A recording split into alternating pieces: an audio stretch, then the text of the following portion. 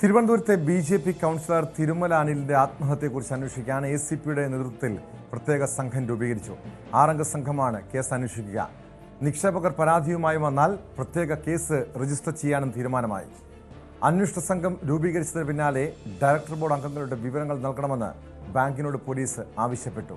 അനിൽകുമാറിന്റെ ആത്മഹത്യയിൽ സമഗ്രമായ അന്വേഷണം വേണമെന്ന് മന്ത്രി വി ശിവൻകുട്ടിയും മേയർ ആര്യ രാജേന്ദ്രനും ആവശ്യപ്പെട്ടു. ബി.ജെ.പിക്ക് 100% ബി.ജെ.പിയുടെ അംഗങ്ങളും അതുപോലെ തന്നെ ജീവനക്കാരും മാത്രമുള്ള ഒരു ബാങ്കാണ് ഈ ബാങ്ക് എന്ന് പറയുന്നത്.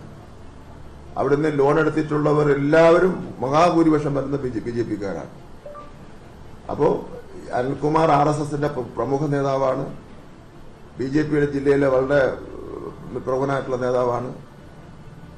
അദ്ദേഹത്തിന്റെ ഈ വേർപാടിൽ, ഈ മരണത്തിൽ ബി.ജെ.പിയുടെ നേതൃത്വത്തിന് നല്ല പങ്കുണ്ട്.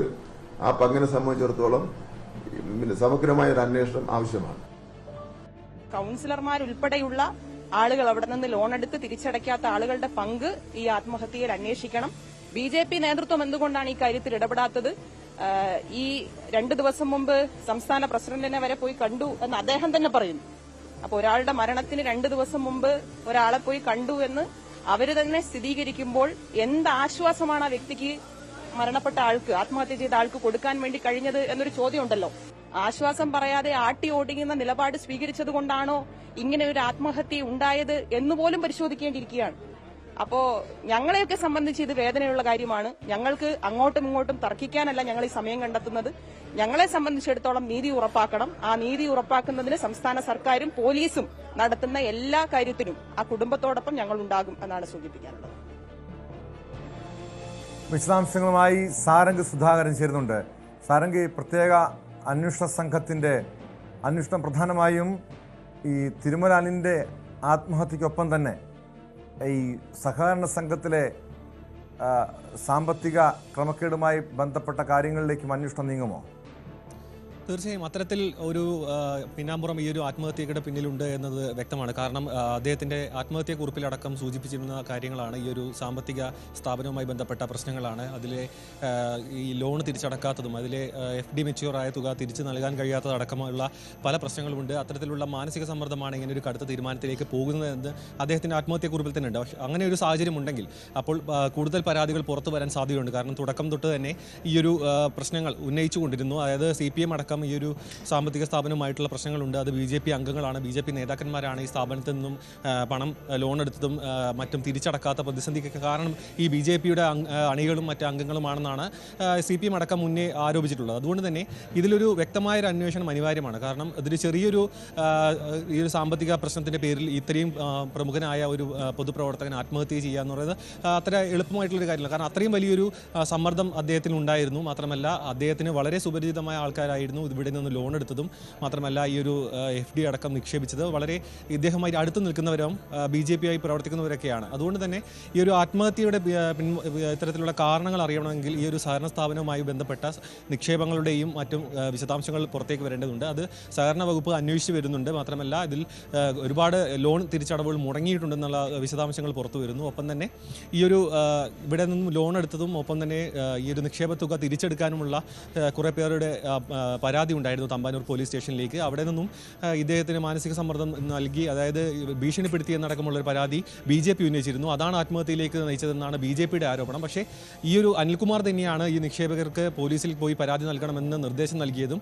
ഒപ്പം അദ്ദേഹത്തിൻ്റെ കൂടെ സാന്നിധ്യത്തിലാണ് ഇവർ പോലീസ് സ്റ്റേഷനിലേക്ക് എത്തിയതടക്കമുള്ള വിവരങ്ങൾ പിന്നീട് പുറത്തു വന്നിരുന്നു. അതുകൊണ്ട് തന്നെ BJPയുടെ നേർക്കാണ് ഇപ്പോൾ ചോദ്യങ്ങൾ ഒട്ടാകെ നിലനിൽക്കുന്നത്. കാരണം ഇത്തരത്തിൽ എത്രയൊക്കെ ഈ ഒരു BJP നേതൃത്വത്തിന് പങ്കില്ലാത്തൊരു ബാങ്കാണ് അല്ലെങ്കിൽ സാമ്പത്തിക സ്ഥാപനമാണെന്ന് പറയുമ്പോഴും ഇതിൽ ചേർന്നിട്ടുള്ളത്, അതായത് ലോൺ എടുത്തതും പിന്നെ FD നിക്ഷേപം നടത്തിയവരെല്ലാം ഇത്തരത്തിലുള്ള BJPയും ചേർന്ന് നിൽക്കുന്നവരാണ്. അതുകൊണ്ട് തന്നെ BJP നേതൃത്വം ഇതിൽ ഒരു വ്യക്തത വരുത്തിയിട്ടില്ല. ഇനിയിപ്പോൾ പോലീസിൻ്റെ ഒരു അന്വേഷണം, ഈ ഒരു 6 അംഗ സംഘത്തിൻ്റെ അന്വേഷണത്തിൻ്റെ ഒരു പുരോഗമനത്തിലോട് കൂടിയാണ് ഇതിൽ കൃത്യമായൊരു ചിത്രം നമുക്ക് പുറത്തേക്ക് വരുള്ളൂ. എത്രയും പെട്ടെന്ന് ഈ ഒരു അന്വേഷണം പൂർത്തീകരിച്ച് റിപ്പോർട്ട് സമർപ്പിക്കാനാണ് സിറ്റി പോലീസ് കമ്മീഷണർ അടക്കം നിർദ്ദേശം നൽകിയിരിക്കുന്നത്. ഇനിയിപ്പോൾ ആവശ്യമെങ്കിൽ ക്രൈംബ്രാഞ്ചിന് ഈ കേസ് കൈമാറാനും നിർദ്ദേശം ലഭിച്ചിട്ടുണ്ട്.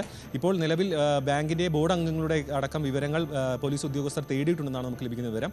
എത്രയും പെട്ടെന്ന് ഈ ഒരു അന്വേഷണം പൂർത്തിയാക്കി ഇതിലൊരു റിപ്പോർട്ട് സമർപ്പിച്ചാൽ മാത്രമേ ഇതിലൊരു വ്യക്തമായ ഒരു കാരണം, ഇതിൽ എത്രത്തോളം സാമ്പത്തിക തിരിമറി അല്ലെങ്കിൽ സാമ്പത്തിക ക്രമക്കേട് നടന്നിട്ടുണ്ട് എന്നടക്കമുള്ള കാര്യങ്ങൾ പുറത്തേക്ക് വരുള്ളൂ കേട്ടോ. തീർച്ചയായും ഇതിൽ ഡയറക്ടർ ബോർഡ് അംഗങ്ങൾ ആരാണെന്ന കാര്യത്തിൽ ബാങ്കിനോട് വിശദീകരണം തേടിയിട്ടുണ്ട്. മാത്രമല്ല ഇതിൽ പൂർണ്ണമായും BJPയുടെ നിയന്ത്രണത്തിലുള്ള ഒരു സഹകരണ സംഘമാണ്. ഇവിടെ നിന്നും വായ്പ എടുത്തവരെല്ലാം BJPക്കാരാണ്. അവർ ഈ തിരികെ വെച്ചില്ല, അവിടെ പല രീതിയിലുള്ള ക്രമക്കേട് നടന്നിട്ടുണ്ട് എന്നാണ് ആരോപണം ഉയരുന്നത്.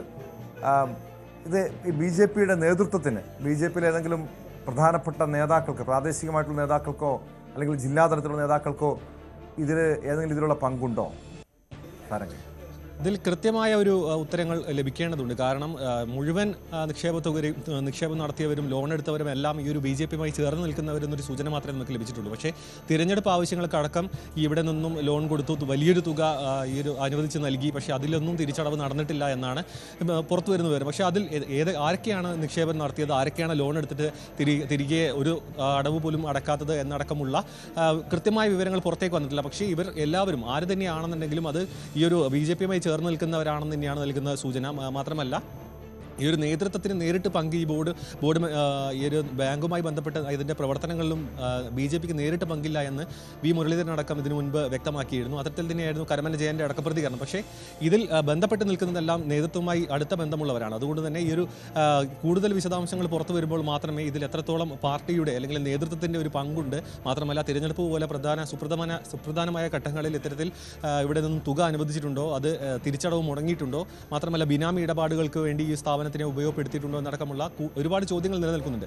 അതിൽ ഈ ഒരു സഹകരണ വകുപ്പിൻ്റെ അടക്കം അന്വേഷണം പൂർത്തിയാക്കി അത് പോലീസുമായി സംയോജിച്ചുകൊണ്ട് ഒരു റിപ്പോർട്ട് തയ്യാറാക്കി പുറത്തേക്ക് വന്നാൽ മാത്രമേ ഇതിലൊരു വ്യക്തമായൊരു ചിത്രം വരുള്ളൂ. അത് എത്രയോ വലിയൊരു 11 കോടിയുടെ ആസ്തി ഉണ്ടെന്ന് ഈ സഹകരണ സ്ഥാപനത്തിനെന്നാണ് വ്യക്തമാക്കുന്നത്. അതിൽ ഈ 6 കോടിയോളം ഈ ഒരു ലോൺ തിരിച്ചടവ് മുടങ്ങിക്കിടക്കുന്നതാണ്. ബാക്കിയുള്ള എമൗണ്ട് FD തുക നൽകാനുള്ളതാണ്. അത്തരത്തിൽ വലിയൊരു സാമ്പത്തിക പ്രതിസന്ധി നേരിട്ടതുകൊണ്ടാണ് ഈ ഒരു പ്രസിഡന്റായിരുന്ന അനിൽകുമാറിന് ആത്മഹത്യ ചെയ്യേണ്ടി വന്നത്. അതുകൊണ്ട് തന്നെ ഇതിൻ്റെ പിന്നിലെ ഒരു പരിപൂർണമായ ഒരു കാരണവും അതിൻ്റെ ഒരു പശ്ചാത്തലവും എല്ലാം മനസ്സിലാക്കണമെങ്കിൽ സഹകരണ വകുപ്പിൻ്റെയും ഒപ്പം തന്നെ ഈ ഒരു പോലീസിൻ്റെയും അന്വേഷണം പൂർത്തീകരിച്ച് റിപ്പോർട്ട് സമർപ്പിച്ചാൽ മാത്രമേ ഇതിലൊരു വ്യക്തത വരികയുള്ളൂ കേട്ടോ.